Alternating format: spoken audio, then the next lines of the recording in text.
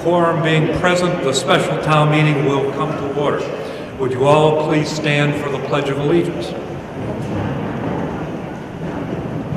I pledge allegiance to the flag of the United States of America, to the republic for which it stands, one nation, under God, indivisible, with liberty and justice for all. Thank you. You may be seated.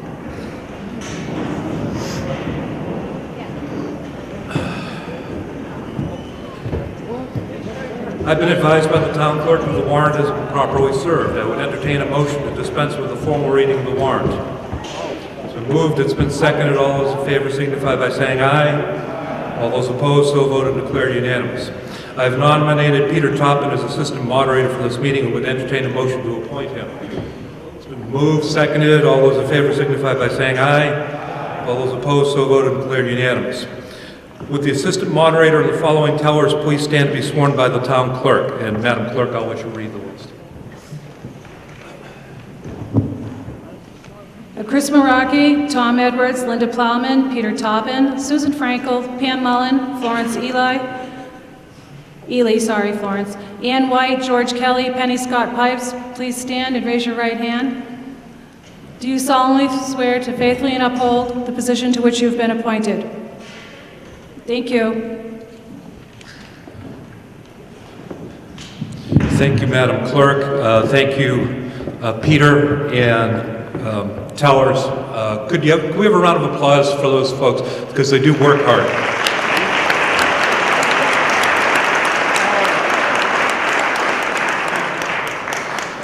I'd ask Frank Judge, the chairman of the advisory committee, to introduce the board members to the meeting.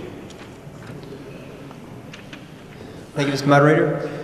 Mark Sandom, Mike Westart, Bob Nelson, Jeff Burns, Sean DeLacy, Lincoln Heineman, Jamie Gilmore, Anthony Antonello. And I'd appreciate it if you'd give a round of applause to the advisory committee. They meet so often.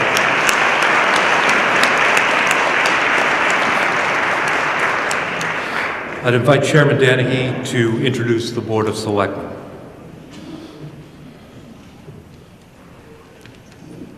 Good evening, ladies and gentlemen. I'm John Danahy, the chairman of the board, your board of the Selectmen. With us tonight, we have to my left Martin O'Toole, Tony or Anthony Vignani, our newest member, Moore Curran, and Sean Harris. And of course, Town Administrator. I'd like to also introduce to my immediate right, your left, our Town Finance Director / Accountant, Nancy Holt, your Town Administrator, Patricia Venkasey, and Mr. Moderator, if I could also introduce for the first time, your new Fire Chief, John Murphy. Let's hear it for him. Thank you. Thanks. And finally, I'd ask Michael Long, Chairman of the School Committee, to introduce the school committee to the meeting. Good evening, everyone. My name is Mike Long. I'm the chairman of the school committee.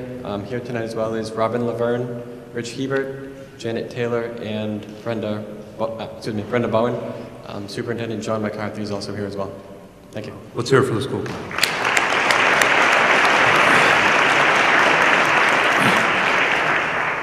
Announcements. We've lost several of our town officials and employees. If I could just read their names and we could have a moment of silence for them in honor of their service. Alice Widman, who was a registered nurse with the Board of Health from 1970 to 1987. Malcolm F. Hall, who retired from the Scituate Fire Department. John F. Duffy, Jr., who retired from the Scituate Police Department. Susan Phippen, who was on the Board of Selectmen, the Community Preservation Committee, and the founder of Scituate Community Christmas, and Emil Gary Carlo, who was the former Veterans Agent for the town of Scituate. If we could have a moment of silence, I'd appreciate it.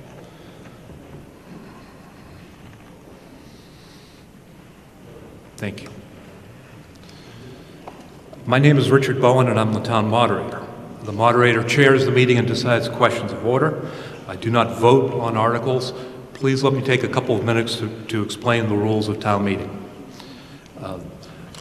First, the town of Scituate has two branches of government, the executive branch represented here by the Board of Selectmen and the school committee, and the legislative branch. You are the legislative branch of government. Each of you is a citizen legislator. You're not here as mere voters, you are here to vote on appropriations and to make laws.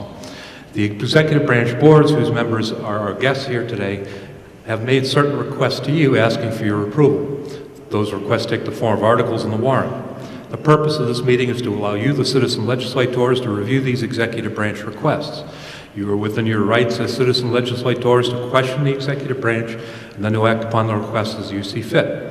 This is your meeting. It's not a selectmen's meeting, a school committee meeting. It's your meeting. You each have a very important friend in your important work. The advisory committee, who was introduced to you by Chairman Judge, is your committee. It's a standing committee of town meeting that meets all year round. In essence, it is the town meeting that is in session all year. The advisory committee works very hard serving as your watchdog and will make recommendations to you about each of the executive branch requests that are being made to you. You should pay close attention to its reports. Like any legislative body, we operate under certain procedural rules. These derive from state law, the parliamentary manual town meeting time, the charter, the bylaws, and custom. Here's a brief summary of the operating rules.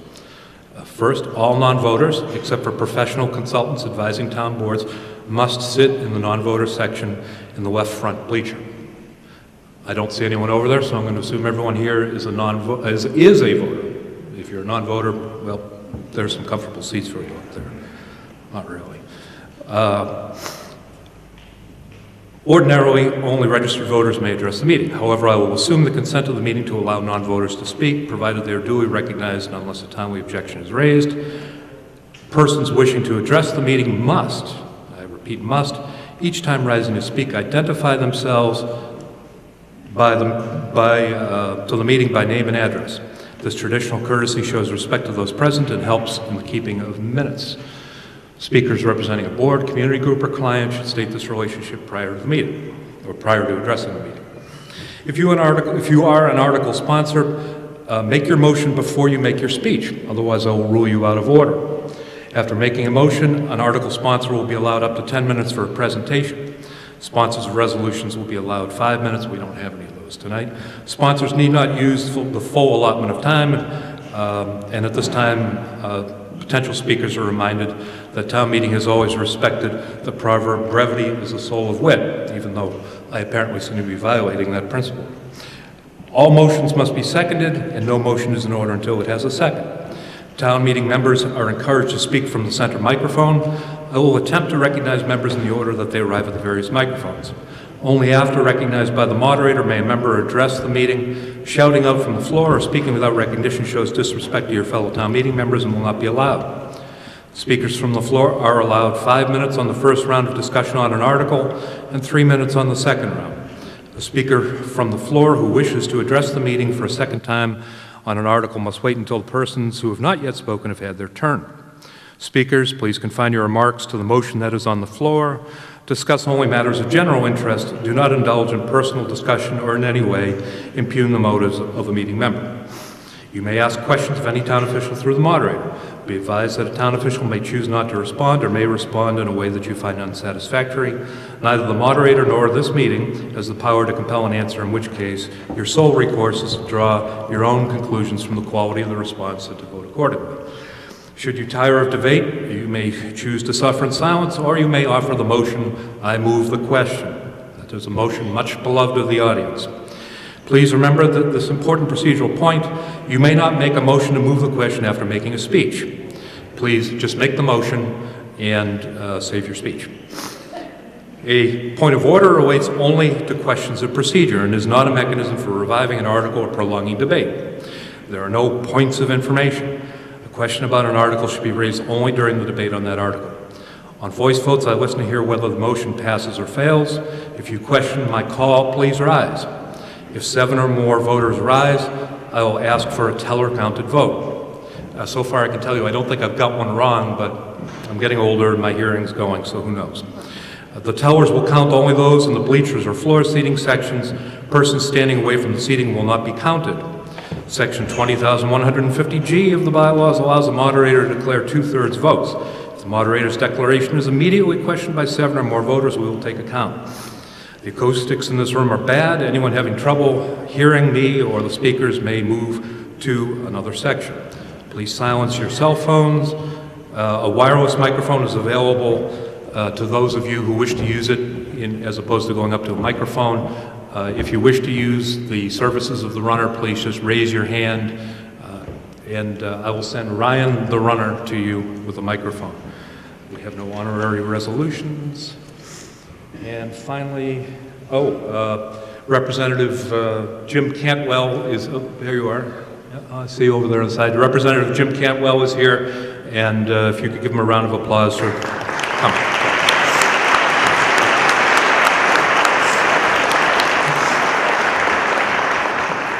I have two final announcements before we get down to business. First, if you've come here tonight on the mistaken impression that we're going to be voting on the public safety building or the school building, the answer is we are not voting on those tonight. That will be on December 3rd. There will, however, be a report presented, not for questioning, but just for presenting to you to assist you in your deliberations on December 3rd.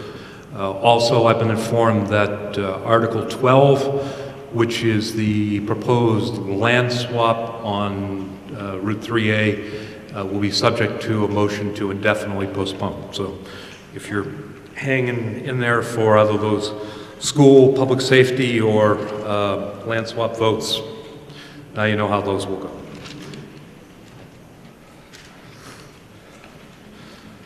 All right. I think that was it. Okay. Article 1, on the motion, Chairman Danny.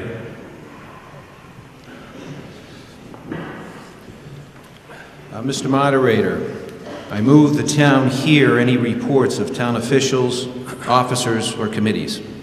Is there a second? It's been moved and seconded. Discussion. Chairman Danny, actually, before you begin, I'll just inform the meeting we're going to hear a report from Chairman Danahy, then a report from Superintendent McCarthy. And Frank, did you want to say a few? Yeah. And then the chairman of the advisory committee, Mr. Judge, will have some words for you. So the motion is to hear these reports. It's been moved and seconded. It does not require discussion. All those in favor of hearing the report signify by saying aye. Aye. All those opposed? So voted and declared unanimous. Chairman Danahy, you may commence with your report. Thank you, Mr. Moderator. First and foremost, folks, I can tell you right now, neither the Board of Selectmen or the Board of Health is going to be putting any type of legislation prohibiting tobacco sales like they have tried to do in the town of Westminster.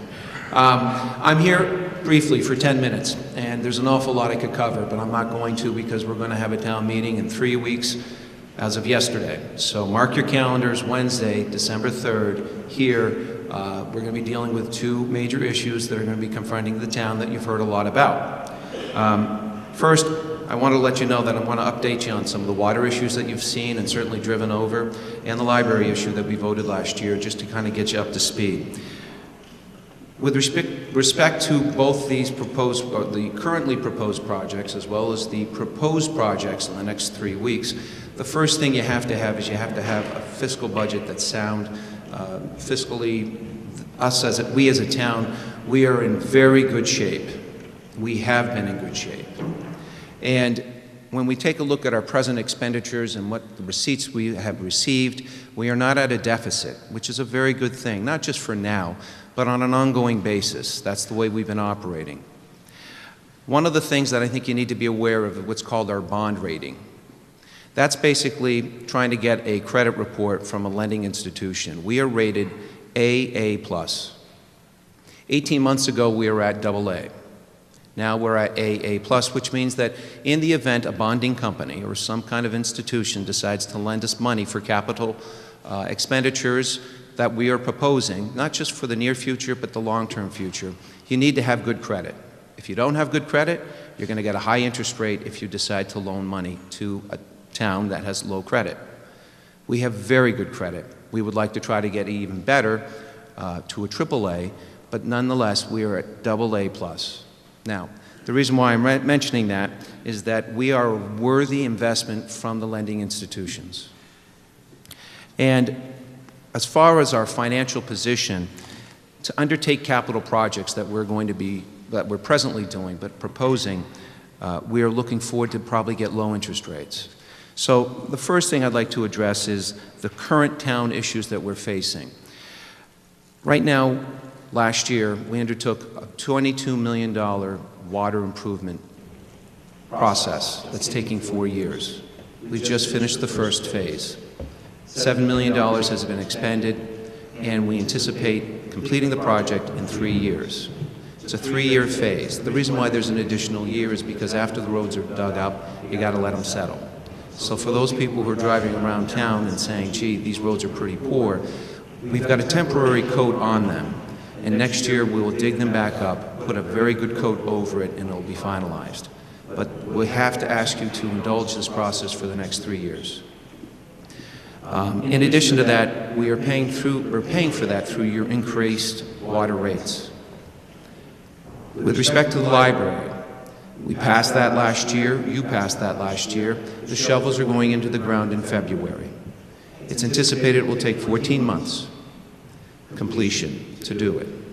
Right now, the board is looking at the possibility of placing the library during the temporary time that it's going to take to build it at Pier 44. That decision is going to be taken up next week at our Tuesday meeting at the Board of Selectmen at Town Hall. If we don't, then we're going to have to find a space for it, and it's going to cost more taxpayers, such as yourselves, more money. We're considering putting it at Pier 44 shortly for the short term to save money from having to spend to place it somewhere else. But it does cause some other issues, issues with respect to uses at Pier 44, such as Council on Aging, children, facts, rentals for people who want to rent it out, community Christmas, and other events. But hopefully, when the library is completed, if it's going to go there, we'll be back on track with Pier 44 being what it's being used for now for the multiple uses. The other thing I want to raise with that library is that it has not hit your tax rate yet, and it will not hit until the first quarter of 2016. That means it's going to happen in July, August of next year. That's the start of the fiscal year for 2016. So that's going to be an increase in your taxes that you're going to have to be aware of. Which brings me to the future builds that we're talking about in 2 weeks, the public safety building and also the middle school. Next Thursday, and if you can remember this, write it down. Next Thursday at the Scituate Harbor Community Center, Pier 44, there is going to be a joint meeting between the middle school and the Public Safety Committee to discuss these two projects, the priorities and the needs, 7 o'clock. If you don't know an awful lot about either of these proposals that the town is proposing, please go. You'll get a wealth of information from all the parties involved to discuss it, to answer any questions you may have. That's next Thursday, 7 o'clock, Pier 44. You might ask, well, why we as a board, why are we doing this? Well, we're doing it because we as a board, under your charter, is the body that is in charge of setting policy. And in particular, one of the policies is for the coordination and development of short and long-range planning for the future of your town. So we have taken a look at a lot of the issues that the town has had year in and year out over the past 20 years and tried to prioritize them for your evaluation and your decision. There is a public buildings committee, your public buildings committee, who's spent enough time over the past 24 months to go back and forth on these buildings, these proposals, meetings that were open to the public. There's the Public Facilities Master Planning Committee, who's also met to discuss this over and over again. We have undergone feasibility studies on this. And I know a lot of people complain and say you have a lot of studies, they put them up on a shelf. We've actually taken all these studies that we've undertaken and we've evaluated them and we've prioritized them. Example is the library. 2007, we had a feasibility study. And then in 2010, another one. As a result of those studies, your library is going to have a renovation that starts in February. With respect to planning, this board, the Board of Selectmen and the school committee, started looking in 2010 to prioritize the middle school, senior center, public building, public safety building, the police and the fire, and town hall. We first took a look at the school because that's the major issue that we're looking at. It's a large amount of money that we're going to be asking you to vote on. With respect to the public safety building, because I know Mr. McCarthy, the superintendent, will address the school. With the public safety building, there are 4 things that I ask you to consider while you're evaluating it for the next 3 weeks before the vote. These are the 4 that I think are very critical for this town's future. The first is the fact that Minot Fire Station closed 22 years ago. We only have 3 fire stations currently operating in this town. For almost a century, there were over 4 placed strategically throughout the town. There is a need for public fire, protection in the West End, North Scituate, and also Minot. It's been lacking, it's been inadequate for 22 years. And there was a tragedy almost 19 years ago as a result. In the interim, we've attempted to put another fire station on Hatherley, but this town has decided it was inadequate and it wasn't the right spot. We believe we found the right spot. In addition to the fire suppression or protection that we're seeking, is fire rescue, which is even more critical, I think. That is for the ambulance services. I'm not sure many of you understand. There is the ambulances that are located, 2 of them, at headquarters. That means if you're in Minot, you're in the West End, you're down in Humrock, the ambulance that's going to be servicing you from your town is coming from First Parish. With the proposal public safety building, we'll be placing a 2nd ambulance up on 3A to be able to get better access throughout the town, and it will certainly save in getting you to the hospital. We're looking at about 4.5 minutes from the moment the call is made to the far reaches. Now that's important because going from port to port, from your house to South Shore Hospital, you're looking at about 20 minutes. So by chiseling off a significant amount of time certainly is going to be a safety issue for potentially you and your loved ones. Equally important is the police station. It's way out of date. And I'll go through it much more detail when we reconvene in 3 weeks to explain further. And the last item on that public safety building is the Emergency Operating Center. That is, during these major storms that we certainly recently have had, and as well as the ones we've had in the past, the center is critical for maintaining responses to the situations. And I would encourage anybody who feels that they're against it, join me at any future one. We'll take a ride with the chiefs, either the Chief Murphy or Chief Stewart, and you can see firsthand how difficult it is during major storms or during a time of crisis. These are four things, and there are multiple other issues that certainly is a reason to vote for it. With respect to the middle school, the only thing I want to touch on is that, before I get to that, that's a $16,200,000 cost for the public safety building. With respect to the middle school, that's a $75 million cost we're looking at. After state reimbursement, it's actually going to be $54 million to us, the taxpayers. Getting a little long-winded here. The point I'm trying to say is this. There are multiple things that you need to take a look at in the next 3 weeks. Get information as much as you can. Ask questions. We are also, as a town, looking to offset some of these costs. We've got the wind turbine, the solar array, the meals tax. Between those 3 things alone over the course of 20 years, that's $6 million that we can conservatively state that we can use and apply to offset these costs. Now, that may not be an awful lot, but it certainly goes some of the way, and there could be more. The 4th area is the sale of public lands.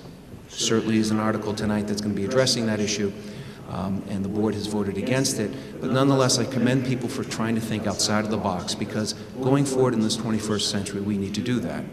And there are parcels of lands here in town that we need to consider to possibly selling.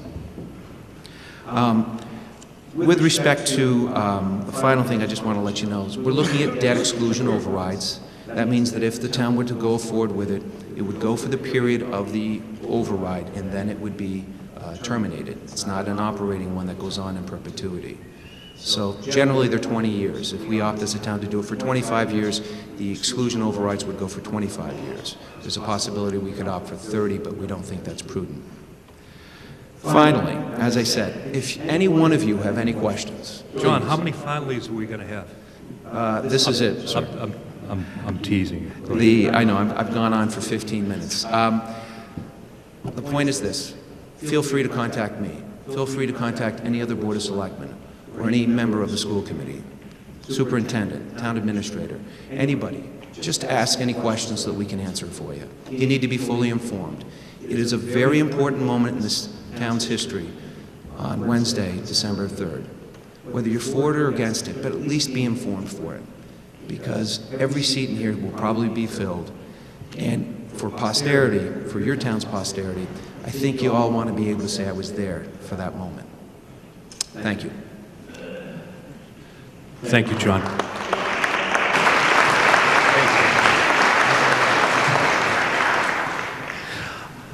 The Superintendent of Schools, Mr. McCarthy.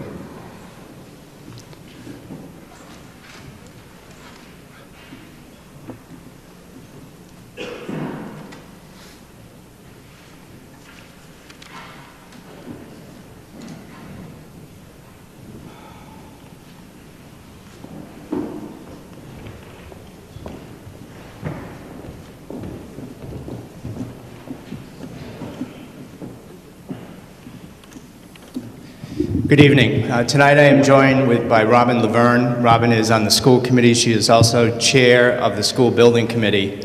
And I just want to begin by thanking town meeting for allowing us, the school building committee, to give you an update tonight on the status of this project.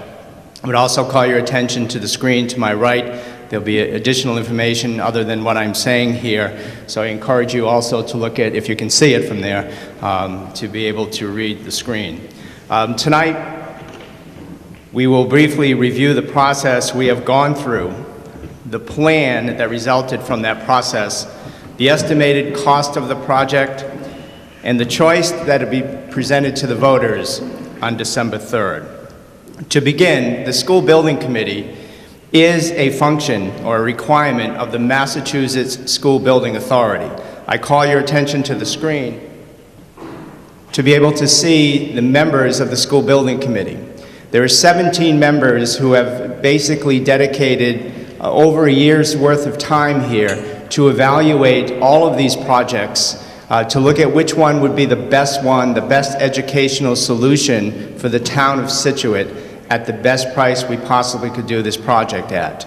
This represents a combination of educators, members of boards and committees. There are representatives of town offices, and there are members of the public who have volunteered their time, who are engineers involved in the construction industry. There are architects, project managers, people who have come together to volunteer their time to evaluate what is the best solution for the town of Scituate. The process we have used has been extensive. You see a timeline up there on the screen. I will just mention a couple of things. It has been almost 3 years. We began this in 2011 with a statement of interest, and we are now in 2014, about 3 years later. So as you can see, the time to do this has taken a while. This has been a long study. It has been deliberate, it has been thoughtful, and it has followed the Massachusetts School Building Authority process to a T. And again, we are going to bring you in about 3 weeks a project that we believe will offer the best educational solution because we've taken the time to study this. This has not been a rush to judgment. This has been a long process. The major findings of the Statement of Interest, or SOI, are significant. There are many problems with the Gates Intermediate School that have to be addressed soon. This has been a problem that has been sort of pushed down the road a bit, and we are now at the point where we don't have many choices left. The basic choices before us are either we're going to have to renovate that building significantly, or repair it, I should say, or we're going to have to build a new school. We cannot go much longer because of the significant issues with Gates. It's a building that was designed for another century, for an education that basically was early 1900s. That school opened in 1916 and has now approached, at least its oldest section, about 100 years. All major systems in the school need to be replaced. The school does not meet most current codes in terms of construction and is not handicap accessible. There are 16 different level changes in that building. So a child who might be in a wheelchair or otherwise disabled cannot move from one end of that building to another without significant disruption to their educational program. That is not allowed. And so we have to fix all of those level changes somehow. Educationally, the building is a hindrance to the middle school education of our children. The school is only large enough to accommodate 2 grades, and yet most middle schools are 3 grades or more. In fact, a 2-grade transition is not educationally sound, and yet we have to do a 2-grade transition in that school because we don't have the room for the 6th grade. Furthermore, by not having room for the 6th grade, all of the elementary schools in town right now are overcrowded. By MSBA standards, they all exceed the space that we are supposed to have for the number of students that are there. Furthermore, the 6th grade suffers educationally because they receive less educational time because they follow an elementary school schedule. If they were in a middle school, they would be following a middle school schedule which is over 990 hours a year compared to 900 hours a year. When you add up those 90 hours, that's 3 weeks less of education that our 6th graders get than most 6th graders in the state of Massachusetts. Our 6th graders belong in a middle school, but they do not fit. We started this process with a vision and a program. It became very important to us that the vision and the educational program would drive the design of the building. We did not want to try to retrofit an educational program into a building. That's what we're doing now at Gates. We're retrofitting a 21st century educational program into a building that it wasn't designed for. So it became very important that we start this process with a vision. And when we began, this vision, it couldn't have been my vision, nor the vision of the principal at Gates. It had to be the vision of the community of Scituate. So we involved over 75 participants in this visioning process, including 10 students who played a large role in developing the vision in the educational program. This is the vision of Scituate that was developed. Once the vision was in place and the educational program was there, we then began the study and we asked our architects to design a building that would meet that vision and educational program. They gave us 14 different designs to evaluate, and we looked at those designs on 3 different sites.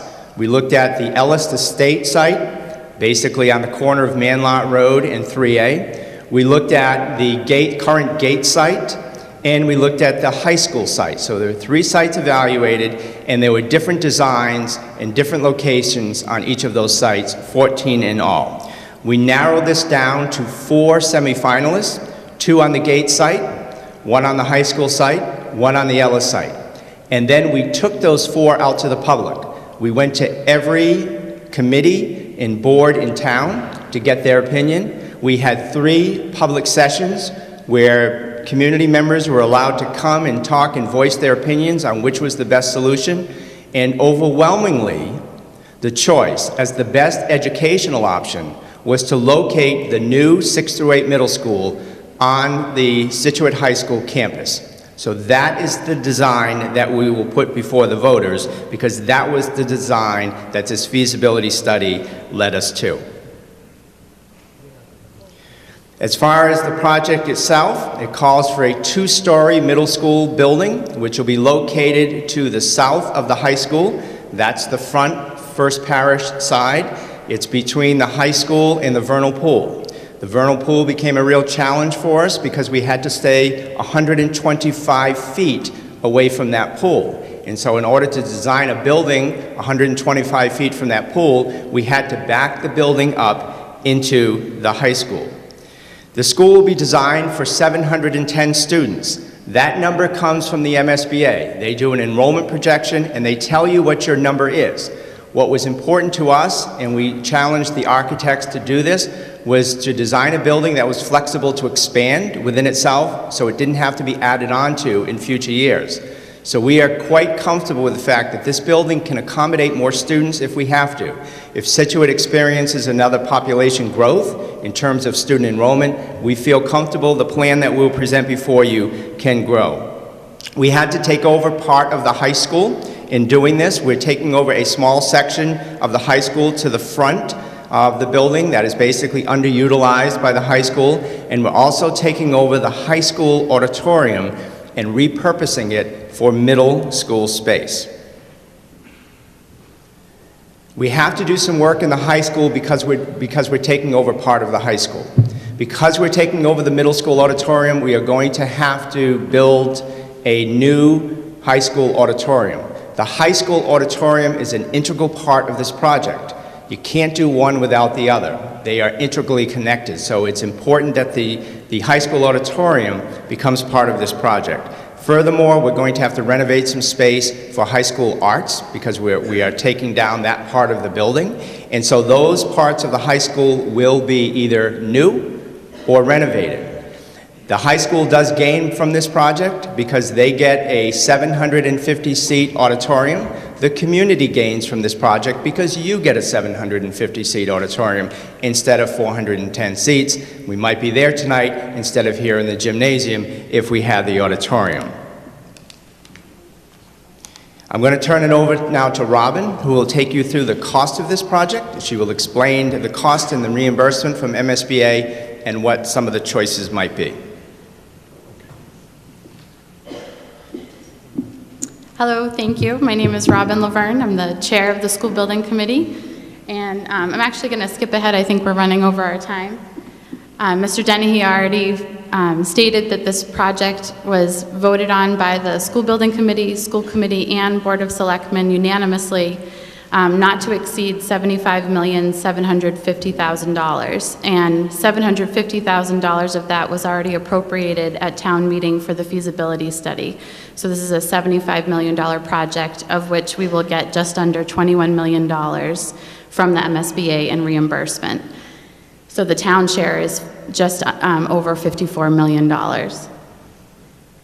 The MSBA our reimbursement rate from the MSBA is 44.06% of eligible costs. And what's not eligible is construction costs that are over $287 per square foot. We're estimating that most construction projects that are happening right now are coming in around $380 per square foot. So anything over the 287 is not eligible for reimbursement. Any site costs over 8% of the direct construction costs are not eligible. Some soft costs and fees and contingencies are not eligible for reimbursement, as well as any work on the high school spaces for high school use. We looked at a baseline of what if we just repair gates? What if we leave it as a 7-8 school and just repair it? The cost to do that is estimated to be $41 million. And during that time frame of 3 years, you'd have to relocate 7th and 8th graders, most likely to trailers behind Scituate High School, so you have access to a cafeteria and a gymnasium. The cost of that is $4 million. So we're estimating that if you just wanted to repair the building and leave it as 7-8, it would be $45 million.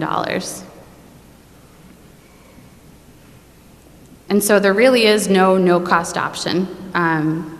We have, I think, moved as far forward with gates as a school building as we possibly can, and we are going to have to make an investment in that building or do this project and get a new middle school. And the cost to the town for this project that we're proposing is $54 million. The cost to just repair and bring that current building up to code is $45 million. So for just a little over $9 million difference. You're getting a brand new middle school, a high school auditorium, renovated high school space for the arts program. And so the MSBA only approves one project. There is no Plan B. We don't have another option to present. This is the project that was chosen and voted on, and the project scope and budget is this project that we're going to present to you. If we do not vote on it, if the project for some reason doesn't go through, we lose our $21 million in grant money, and we also risk losing our place in line, so we will have to go back another 3 years and lose all that time and resubmit a statement of interest. And the likelihood of MSBA even re-inviting us into the process is pretty low.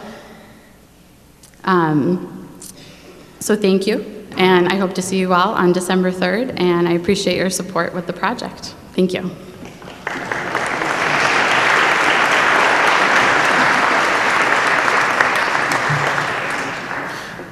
Chairman Judge.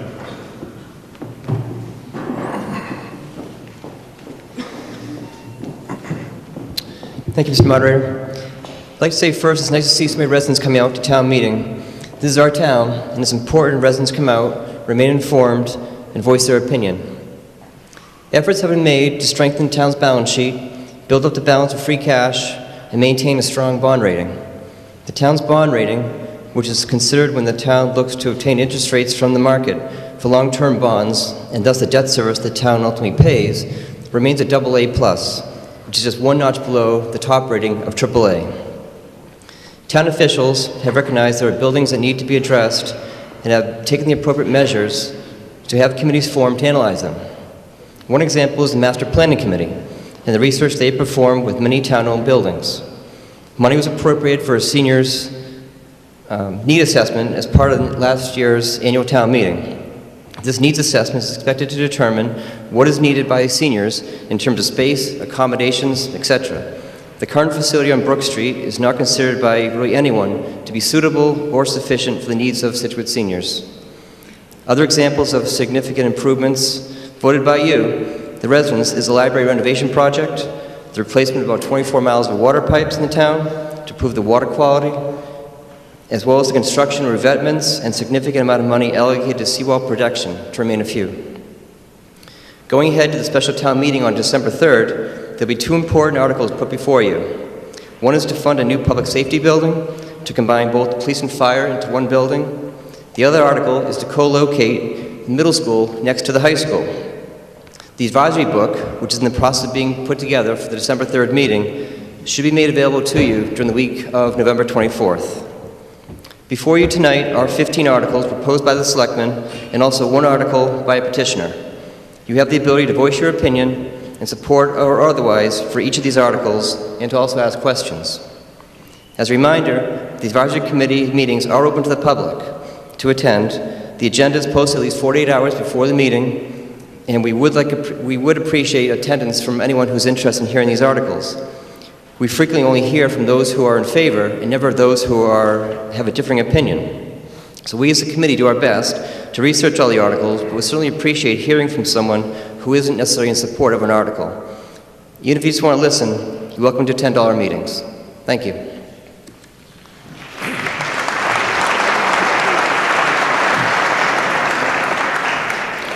Members of the meeting, I usually try to discourage lengthy reports, but we have such big issues coming up before us in 3 weeks. I thought it was important to depart from the rules, allow Chairman Danahy, the superintendent, school committee member Laverne, and of course Chairman Judge to give you this information so that you can digest it before that meeting in 3 weeks. So I thank them for their very detailed presentations, and I know it will be of great help to us in 3 weeks' time. Article 2. On the motion, Chairman Danahy. Thank you, Mr. Moderator. I move the town transfer the sum of $923.71 for the purpose of paying fiscal year 2014 and 2013 unpaid bills as follows. Vendor from Sprint Nextel, the department, which is Department of Public Highway, 00520.5271 to unpaid bills account $301.24. The comment is that it's a disputed amount. The second is for American Dry Goods. The department is Whittles Walk, 661.0540.5421 to unpaid bills accounts $470.79. That's a late receipt. And finally, Eagle Flag, the Department of Public Works, the grounds, and that item number is 001.429.0540.5423, another unpaid bill account in the amount of $151.68. Again, it's a late receipt. It's been moved, seconded. Discussion, Chairman Danahy. Thank you. Folks, these are bills that came in late. They go to those, shall we say, fiscal years, and accordingly, we're looking to pay them off and clear off the debt that's owed. From the Advisory Committee, Chairman Judge. Thank you, Mr. Moderator. As Chairman Danahy mentioned, these are unpaid bills from prior fiscal years, and the Advisory Committee recommends unanimous approval of this motion. Discussion from the floor. There being none, this requires a 9/10 vote. All those in favor signify by saying aye. All those opposed, so voted and declared unanimous. Article 3, on the motion, Chairman Danahy. Thank you, Mr. Moderator. I move the town transfer from available funds in the Treasury the sum of $104,000 for the purpose of balancing the fiscal year 2015 budget pursuant to Article 6 of the April 14th, 2014 annual town meeting warrant as follows.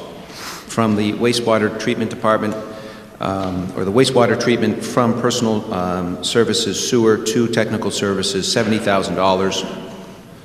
Town accountant from non-contributory retirement to the town accountant expenses, $6,300. From the town clerk non-contributory retirement to the town clerk expenses, $7,200. Board of Health personal services to technical services, $7,500. And finally, from the library, from the capital outlay to expenses, $13,000. Moved, seconded by Selectman Harris. Discussion, Chairman Danahy. Again, thank you. This is where, I neglected to say earlier on, I think most of you probably have the advisory report in your hand. If not, by all means, please grab one, and please make sure you try to get one before the next town meeting, because it thoroughly goes through exactly what these expenses are. The wastewater treatment plant is a transfer of $70,000 because there was a vacancy in the sewer superintendent, so we've been actually paying a third-party company to do the services, Weston and Sampson. The employee mileage has gone up. Accordingly, there is a shortfall, so that's why it's a $6,300 increase. From the town clerk expenses of $7,200, we've had more elections this year, and obviously tonight and then again in December, so that's an added cost from her budget. With respect to the Board of Health, we have a new Board of Health agent, but in the process, she's getting certifications, and of course, we have to pay, as it says here, for a soil evaluator and contracting those services out. So that's an additional cost. And finally, there is a library expense of $13,000 for utility costs for the fiscal year 2015. From the Advisory Committee, Chairman Judge. Thank you, Mr. Moderator. Chairman Danahy did a great job explaining the details behind these transfers, so at the risk of being repetitive, the Advisory Committee recommends unanimous approval of this motion. There being no one standing at the mics, approval of this motion requires a majority vote. All those in favor signify by saying aye. Aye. Opposed? So voted and declared unanimous. Thank you, Mr. Moderator. Thank you, Joe. Article 4, on the motion, Selectman O'Toole.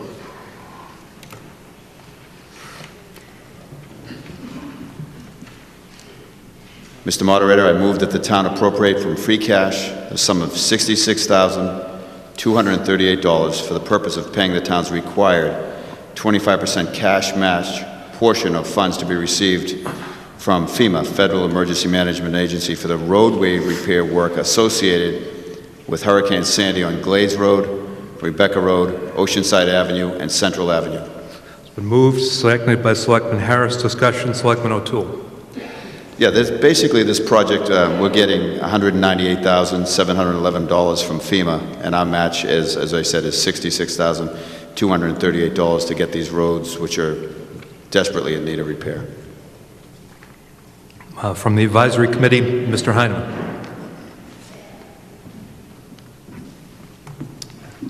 Thank you, Mr. Moderator. The Advisory Committee unanimously voted in approval of this article. I would just add, too, that it's also Jericho Road. We're improving Jericho Road, and then also the parking lot at the intersection of Turner Road and Jericho Road. Approval of this motion requires a majority vote. Seeing no one at the mics, all those in favor signify by saying aye. Aye. All those opposed, so voted and declared unanimous. Article 5, on the motion, Selectman O'Toole. Mr. Moderator, I move that the town transfer from energy rebates received from National Grid for ESCO energy improvements the sum of $98,000 for the purpose of fully funding the boiler replacement at Town Hall and for the purchase of 2 hybrid vehicles as part of the town's receipt of funds from the Executive Office of Environmental Affairs Green Communities Program. It's been moved, seconded by Chairman Danahy. Discussion, Selectman O'Toole. Yes, basing in April 2010 town meeting, it was approved $5.9 million in energy services for a multitude of improvements that have been made to the town and school buildings.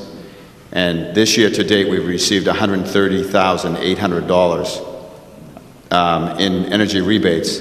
So $28,000 would be going to the boiler, which, as a lot of people know, depending on what happens in the near future here, the boiler can be repurposed, moved to another building. And the additional $70,000 is for 2 additional hybrid electric vehicles at a cost of $70,000, which is 2 at $35,000 each. From the Advisory Committee, Mr. Burns. Thank you, Mr. Moderator. As Mr. O'Toole pointed out, $130,800 in rebates received this year so far due to the efficiencies from improvements to both the town and school buildings. Also just point out that the boiler also services the police station as well as Fire Station 3. Again, if and when there's a relocation, it can be repurposed. Second recommended use for the purpose of replacement of 1 fleet vehicle and the addition of 2 new hybrid vehicles in exchange for the grant that will provide for 2 charging stations in the town, one to be at Town Hall, the other to be at the North Scituate parking lot, that is. The cost at $70,000 for the 2 vehicles, $35,000 each. Advisory recommended approval of the article and voted 6-1 in approval of. Thank you. Discussion. Gentleman at the center mic. George Kelly, 450 Country Way, Scituate. Good evening, Mr. Kelly. My question is, and I don't know whether you made it very clear, whoever presented, is this boiler going into the town hall that is possibly going to be removed at some point in the very near future if other things happen? Is this boiler going to be salvaged? My question. On the question, Selectman O'Toole.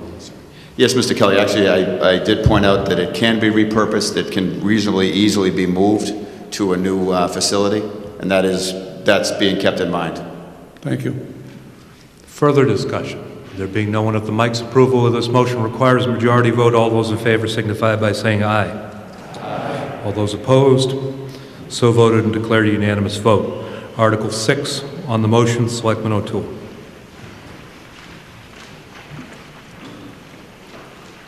Mr. Moderator, I move that the town transfer from free cash in the Treasury the sum of $404,069 for the purpose of retiring the debt for the cap on the landfill and construction of the bulky waste handling area located on the Driftway.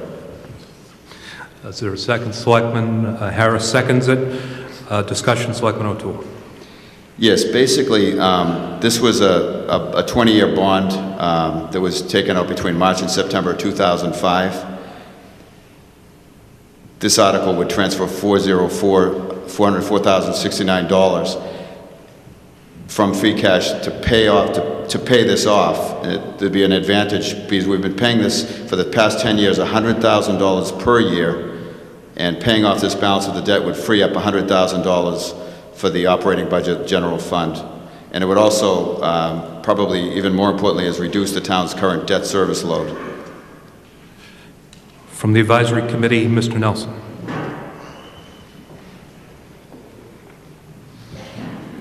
Thank you, Mr. Moderator. As Selectman O'Toole mentioned, there are a number of benefits here with respect to this article. The town would no longer need to allocate $100,000 annually from the general fund toward principal and interest payments on these bonds that were issued in 2005. Due to the unique structure of municipal bonds, within a 10-year window, typically there's an option for the issuer to call the bonds. So unlike a home mortgage where you would be able to refinance your debt at any time as a homeowner, municipal borrowers often only have one window. And so that option has come before the town to call the bonds and either refinance them at today's lower interest rates, pay them off, or the town also has the option to continue to pay the debt for another 10 years. Again, we would benefit from from not having to allocate $100,000 annually from the general fund, and also we would benefit from, in the eyes of the rating agencies, who would see this as generally good financial housekeeping as we potentially go back into the debt market with some large borrowing for potential new projects. So the Advisory Committee recommends approval of the motion and voted unanimously 7-0 in favor. Discussion from the floor. There being no one at the microphones, this requires a majority vote for approval. All those in favor signify by saying aye. Aye. All those opposed, so voted and declared unanimous. Article 7, on the motion, Selectman Vignani.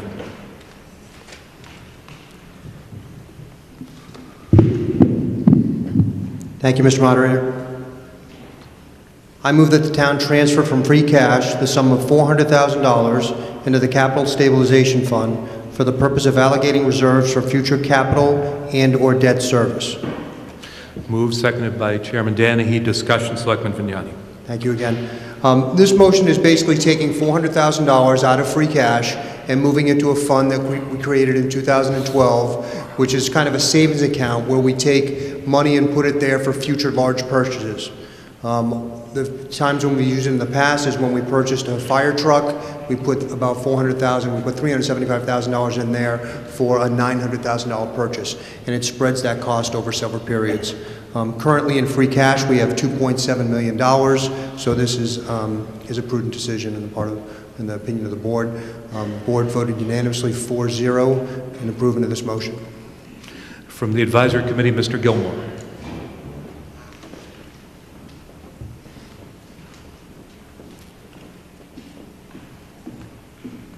Good evening, everyone. Just to add to that, these are for capital purchases only. And if you want to know, certified free cash for fiscal 15 is $2,701,923. For fiscal year 14, it's $2,813,553. Your advisory committee voted unanimously for this because we're in a good cash position. And as the selectman said, that there are some significant purchases for capital that will be coming up in the spring, I'm sure. Discussion from the floor. There being no one at the mic's, approval of an article that involves transfer of funds and stabilization requires a 2/3 vote of approval. All those in favor signify by saying aye. Aye. All those opposed, so voted and declared a unanimous vote. Article 8, on the motion, Selectman Vignani. Thank you, Mr. Moderator. I move that the town rescind the balances of the loan authorized and unissued totaling $786,578 pursuant to the following articles and town meeting approvals. The first one is the Highway Improvement Chapter 98 Temporary, Article 4A from the annual town meeting of April 2009 in the amount of $423,149. The second is, the description is sewer extension, and that was Article 4C from the annual town meeting of April 2009 in the amount of $311,000. The third one is a sewer extension for Roses Lane, and that was Article 4 of the special town meeting of November 2009 in the amount of $27,429. And the last one is the transfer station loader, which was Article 4E of the annual town meeting of April 2009 in the amount of $25,000. Seconded by Chairman Danahy. Discussion, Mr. Vignani. Thank you again. This motion essentially finalizes these previously articles that were put before you. They're articles that have either come in under budget or that the funds weren't needed. They were in excess of what was needed for these projects. By closing these articles out, they're no longer on the books as things that you can possibly borrow money for, and it either retains or possibly improves the town's bond rating, which Mr. Danahy mentioned earlier was very good at AA+. So it's always a good housekeeping item to clean up these things that are lingering on the books. And the selectmen voted 4-0 unanimously to approve this motion. From the Advisory Committee, Mr. Sandin. Thank you, Mr. Moderator. As Tony was mentioning, this is kind of a housekeeping article. We've done this in the past. Many of you might remember about the 2012 annual town meeting. We also made a motion, and the town agreed to remove some previously authorized monies that weren't used and get these off the books and balance them out to zero. It is a good, prudent action that the town takes, because the rating agencies, as you've heard, look at the actions of the town, not only for the current debt relative to our budget, relative to multiple other ratios, but also looks at to the amount authorized or that's outstanding. When we took the actions a couple years ago and removed some authorized but unused debt, that was viewed favorably by S&P, and one of the many reasons that they use in increasing our debt rating up to AA+. So in keeping with those actions and in seeing we will probably be back in the markets, we'd like to take this action. The board advisory voted 7-0 in favor of the article. Thank you. Discussion from the floor. There being no one at the mics, all those in favor of the motion signify by saying aye. Aye. All those opposed, so voted and declared unanimous. Article 9 on the motion, Selectman Vignani. Thank you, Mr. Moderator. I move that the town accept Massachusetts General Law, Chapter 41 and 41B relative to direct deposits of employees' paychecks. It's been moved, seconded. Mr. Vignani. Thank you again. This motion basically formalizes the acceptance of the Commonwealth state statute that allows towns to pay compensation through direct deposit. It's a housekeeping item that has not been done, and we just need to formalize that we accept these two general laws. From the advisory, I'm sorry. We voted 4-0 unanimously in support of this. From the Advisory Committee, Mr. Westhoard. Thank you, Mr. Moderator. Basically, it's a housekeeping issue. It's pretty simple. The advisory board voted 7-0 in favor of this article. There being no one standing at the mics, this requires a majority vote. All those in favor signify by saying aye. Aye. All those opposed, so voted and declared unanimous. Article 10 on the motion, Mr. Harris.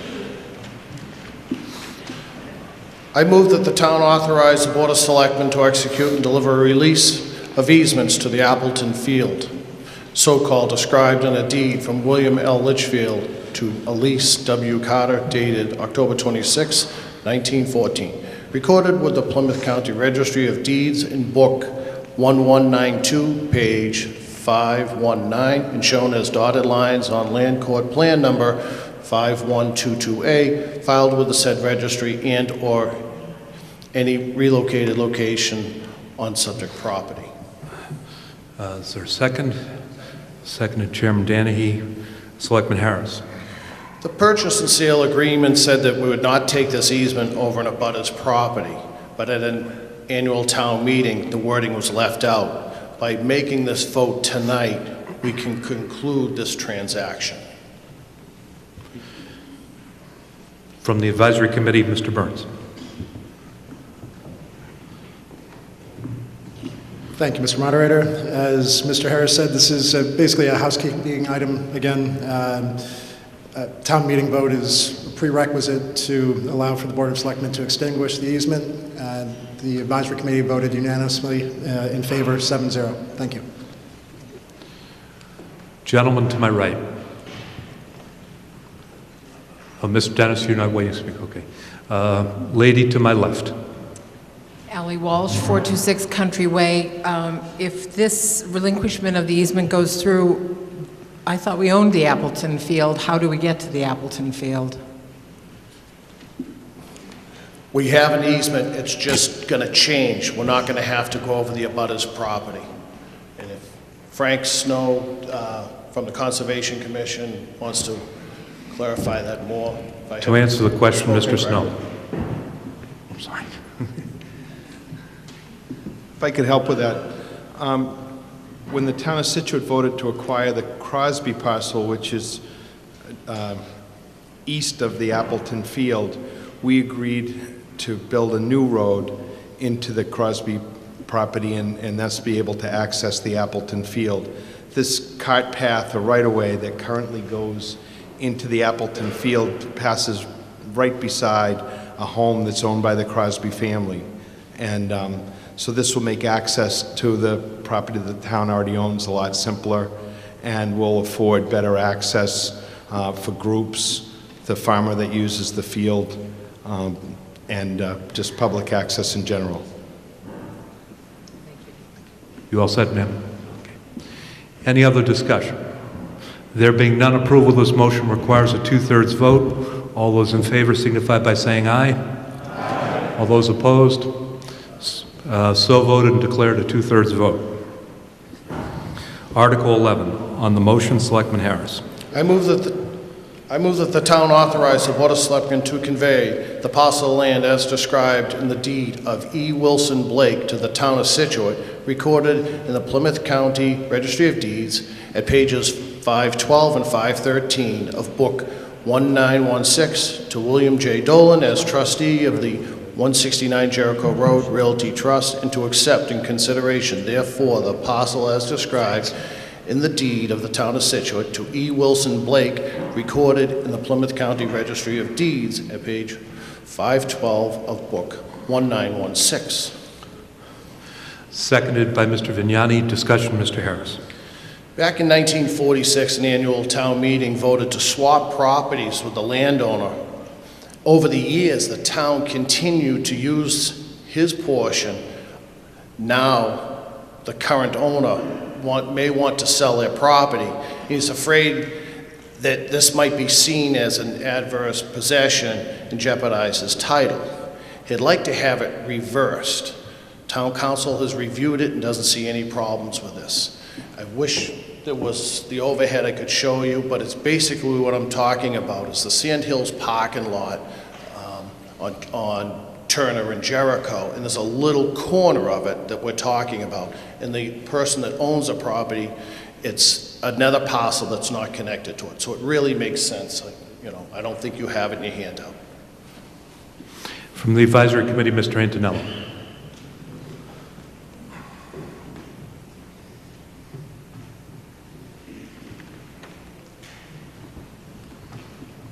Mr. Moderator and voters, as Mr. Harris said, this is a non-money article, and all it does is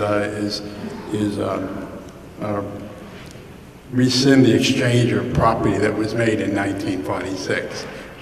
There was a parcel of property on Jericho and in the parking lot, and the town exchanged similar parcel for a privately owned parcel, and now the property owner would like that rescinded and have his piece of property back, and the town gets their piece back. So, thank you. Discussion from the floor. There being no one at the mics, approval of this motion would require a 2/3 vote. All those in favor signify by saying aye. Aye. All those opposed? So voted and declared unanimous. Article 12. On the motion, Mr. Vignani. Thank you, Mr. Moderator. The Board of Selectmen voted earlier this evening to IP this article. So the motion is we move to indefinitely postpone Article 12. It's moved, seconded by Chairman Danahy. Discussion, Mr. Vignani. This article would authorize the Board of Selectmen to negotiate an exchange of land, and it's land that's part of the Ellis Estate and the north side on the west side of 3A for a piece of land off Clap Road, a piece of land that's about 27,000 acres. This is a complicated project. It's a 40B with about 200 units that are going to go in there. Within the last couple of weeks, we've gotten several specific questions regarding this project that have not been quite answered fully by the landowner and the developer. So until we get those answers from them and get the information that's needed and we're able to communicate it back to the public, we've chosen to postpone this at this point in time. Once we get these answers, if they are appropriate and they're communicated, then we may bring this article back to you. From the Advisory Committee, Mr. Gilman.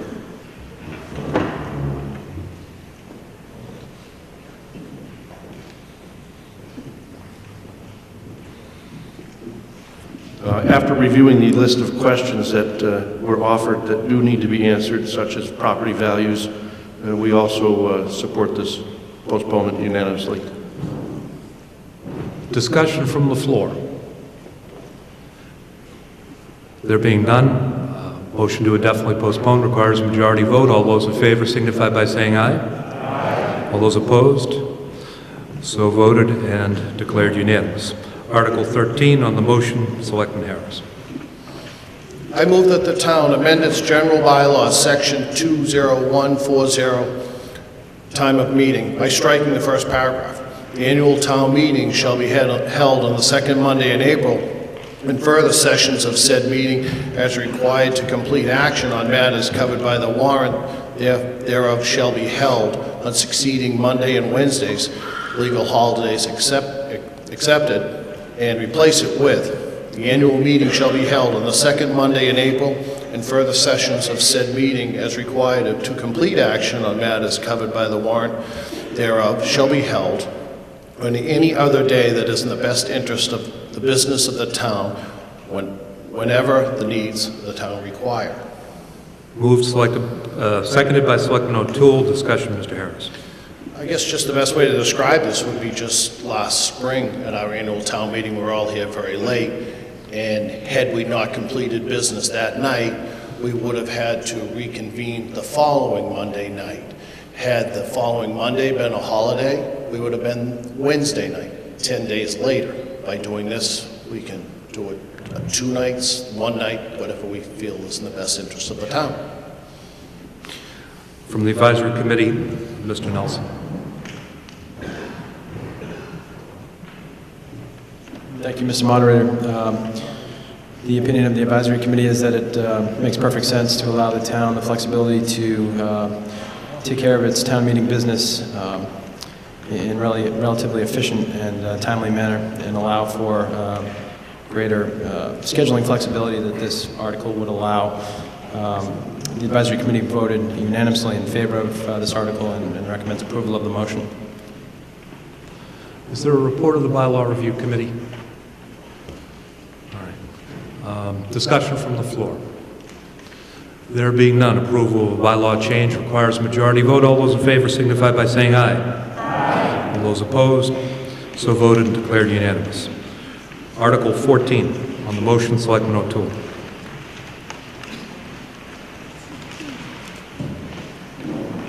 Mr. Moderator, I move that the town amend its general bylaws, section 20110, manner of calling the meeting, by striking the word 15 in the first sentence, third line, and inserting the word and 14 in section 20140. Time of meeting by striking the word 15 in the second paragraph, last sentence, inserting the word 14. It's been moved, seconded by Selectman Harris. Discussion, Selectman O'Toole. Scituate is it's a rare thing to have a 15-day advance before the appointed day of a special town meeting. The state statute for posting is actually 14 days. Basically, the article would simply change from 15 to 14. From the Advisory Committee, Mr. Sandham. Thank you, Mr. Moderator. I think if you read the materials here and what you've heard, this kind of speaks for itself. We're just moving in one day to be consistent with the state statute. The advisory committee voted unanimously in favor of the article. Is there a bylaw review committee report? Okay, discussion from the floor. There being none, approval of this motion requires a majority vote. All those in favor signify by saying aye. Aye. All those opposed, so voted and declared unanimous. Article 15, on the motion, Ms. Curran.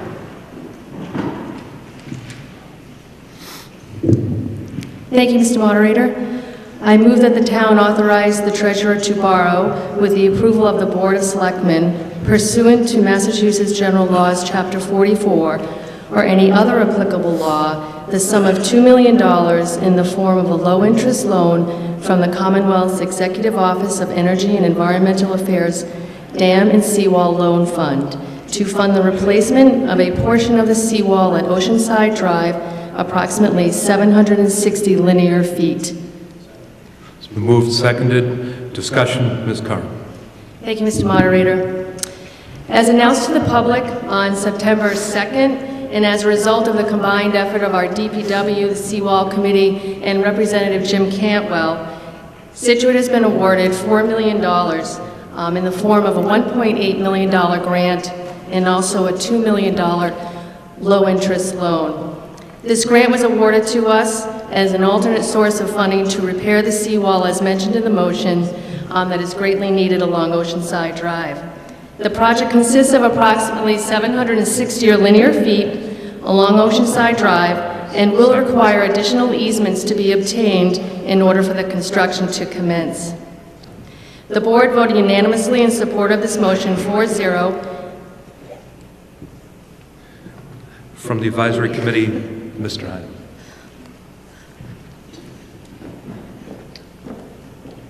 Thank you, Mr. Moderator. The advisory board also unanimously approved this article. It's Oceanside Drive, essentially between 3rd and 6th Avenue. It is a privately owned seawall.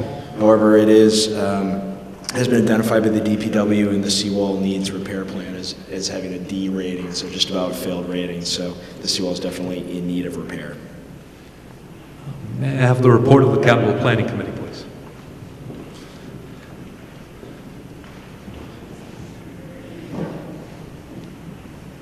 Thank you, Mr. Moderator. The Capital Planning Committee met last night, and due to a lack of information, we voted unanimously to not support Article 15.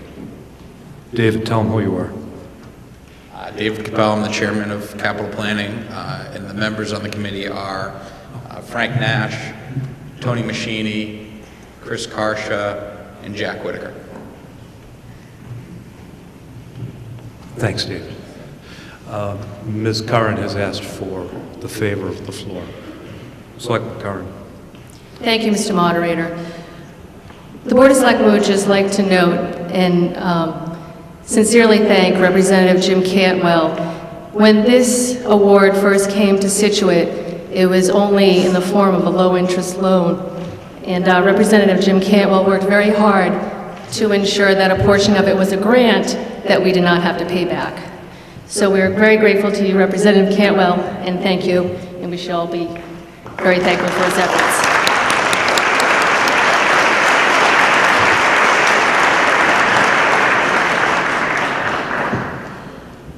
David, I don't know who got there first, so I'm going to recognize the lady. Allie Walsh, 426 Country Way. I just have a question. I have no problem with this article, but if it's private property and then we're spending all this money on it, does that change the ownership of the property, or does it stay private? I'm curious. Selectman Curran. Sure, thank you, Mr. Moderator. The town has to obtain easements for the property in order to obtain, in order to continue the work. There are 3 types of easements. One for public access to that property once it is signed, as well as access to form the construction.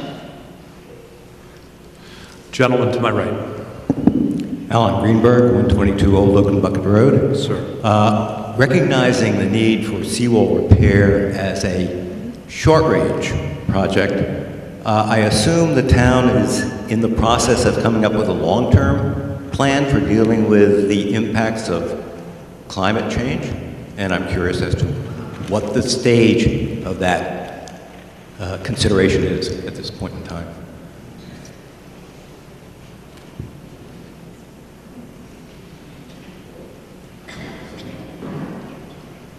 Chairman Danny.